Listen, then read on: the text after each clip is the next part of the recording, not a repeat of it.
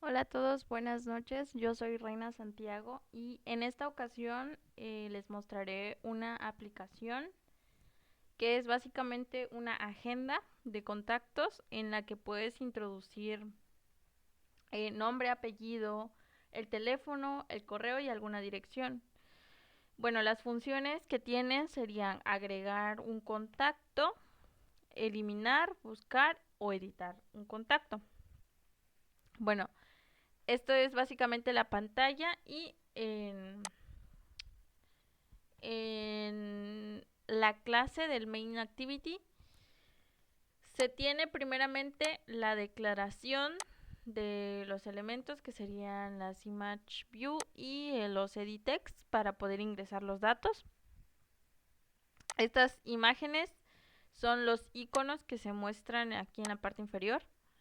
Y bueno, se tiene posteriormente las referencias de para vincular los elementos en la pantalla con el código que se va a ejecutar. Se tienen los botones agregar, buscar y editar. Bueno, y también se tiene el eliminar. Estos botones lo que hacen es que al dar clic se ejecuta la función. Sería agregar, buscar, modificar y eliminar. Y bueno, comenzamos por la función agregar. Primeramente, pues creamos una instancia de la base de datos, que es la clase base, que más adelante voy a explicar. Y con este método lo que hacemos es que esa instancia pues se pueda escribir en esa instancia. Comparamos si los campos nombre, apellido y teléfono han sido rellenados. De ser así, recuperamos lo que hay en los campos de nombre, apellido, número, correo y dirección. Los almacenamos en una cadena, cada dato en una cadena. Y si esos campos han sido rellenados, entonces lo que se ha recuperado en esa cadena se almacena en la base de datos.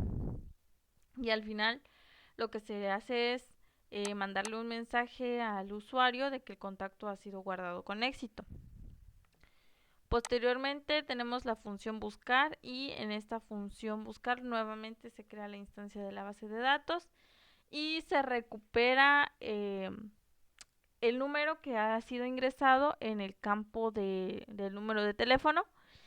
Se almacena en una cadena llamada clave 1 y si esta cadena no es vacía, entonces se seleccionan los datos del registro que tenga el número de teléfono que ha sido ingresado y se muestran los datos en los campos correspondientes, que serían el nombre, apellido, correo y la dirección. Y bueno, después se le manda como mensaje al usuario el número de teléfono que ha sido ingresado. Si no existe el registro, bueno, se le notifica al usuario y si el campo no ha sido rellenado para buscar, se le manda igual una notificación donde dice que se debe ingresar el número para buscar. Después se tiene la función modificar, que sería básicamente editar el contacto. Y bueno, nuevamente se recupera lo que ha sido ingresado en los campos correspondientes, se almacenan en cadenas y si han sido rellenados los campos de nombre, apellido y teléfono, entonces se almacenan lo que se ha guardado en lo que se tiene en esas cadenas, se almacena en la base de datos. Posteriormente se le notifica al usuario que ha sido editado ese contacto y si falla, bueno, pues en este caso sería que no exista algún registro con ese número telefónico y se le notifica diciendo que el registro no existe. Posteriormente se limpian los campos editext que el usuario rellenó. Después tenemos la función eliminar. En esta función lo que se hace es crear la instancia de la base de datos, que bueno, se está usando la versión 1 en todas las anteriores. Y se recupera el número de teléfono, se almacena en la cadena clave 1. Si la cadena no está vacía, entonces se hace una consulta, digamos, en donde si coincide la clave con el número de teléfono en algún campo de la tabla de usuarios, entonces se borra. Si es borrado, entonces pues n se vuelve 1 y se le notifica al usuario que el registro se eliminó correctamente. De lo contrario, se le notifica que el registro no existe. Posteriormente se limpian los campos editex.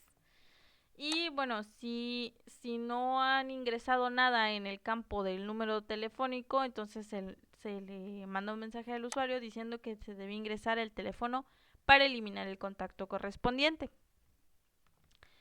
Y bueno, esta sería la clase de la base de datos. Tenemos en esta clase tenemos un método onCreate y una cadena llamada SQLCreate, que es básicamente en donde se crea la base de datos. Esta tabla de nombre usuario tiene los campos de nombre, apellido, teléfono, que sería nuestra llave primaria, que es donde realizamos las búsquedas, el correo y la dirección.